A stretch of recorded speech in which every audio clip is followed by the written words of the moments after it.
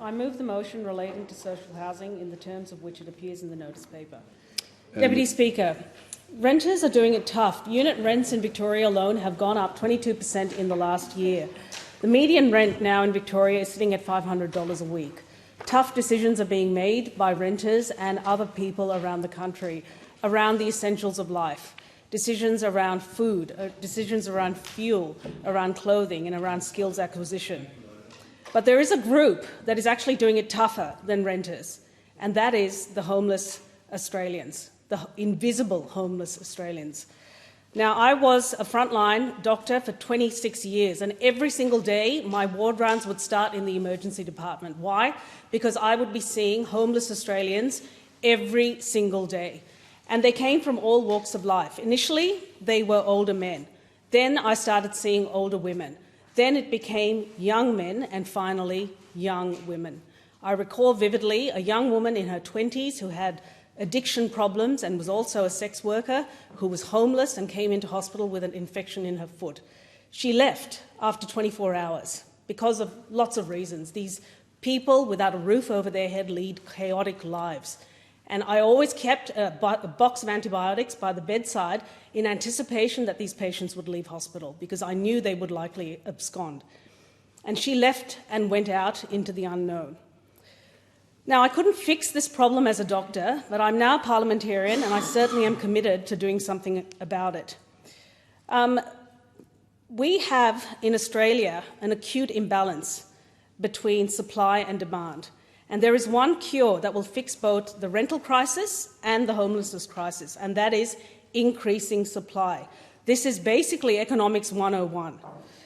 We know that new dwellings in Australia peaked in 2016-2017, but have been falling ever since. And we also know that this housing crisis did not happen overnight. It has been years in the making. Years in the making under successive Liberal governments who we had a decade in with, who basically kicked the can down the road. They sounded good, but they didn't actually do any good when they were in office. And so we now have a problem which is of a magnitude that requires multifaceted solutions that involve all tiers of government, all three tiers of government. Because as we speak, there are at least 230,000 households who are on social and affordable housing waiting lists. Now, the problems with respect to social housing were brought home in a recent roundtable I hosted in my electorate with the Minister of Housing, Julie Collins, and stakeholders. And this is what some of the things they said. We need to be working in partnership with others. This is not about blaming people. This is about working together. You cannot address poverty without addressing the lack of affordable housing. We agree. And this is why we have an absolutely massive housing agenda. We've started off this year and already committed $9.5 billion in the last financial year to social and affordable housing, the highest in Commonwealth history.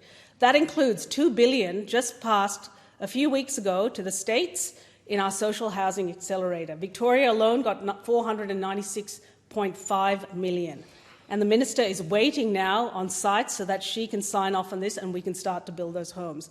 We've boosted the build-to-rent sector, which the Property Council estimates will contribute another 150 to 250 homes, 1,000 homes over the next decade. The Treasurer is leading the National Housing Accord, which aims to build a million homes, I wish it was a million homes from 2024. We've expanded the Home Guarantee Scheme with another 50,000 extra spots, and we've provided a $1.7 billion extension to the National Housing and Homelessness Agreement with the states.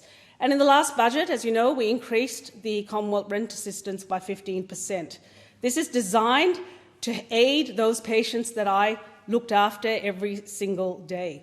But we also have a piece of legislation, the Housing Australia Future Fund, which should not be contentious by any stretch, but has become a fault line in this parliament.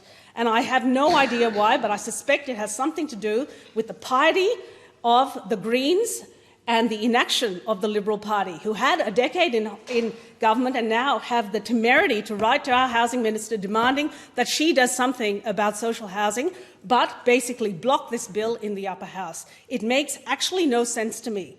We know that in Tasmania they are experiencing the highest acuity problems with respect to social housing, which is why we have negotiated in good faith with the crossbench and won the support of David Pocock, Tammy Terrell and Jackie Lambie for this bill. It should be passed. It is unconscionable not to do so. Has expired.